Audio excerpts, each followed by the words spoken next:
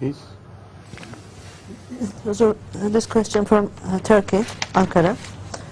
What is the best way to explain the second coming of Jesus alayhi salam to the Muslim who are waiting for Jesus alayhi salam with a physical body as if he didn't die?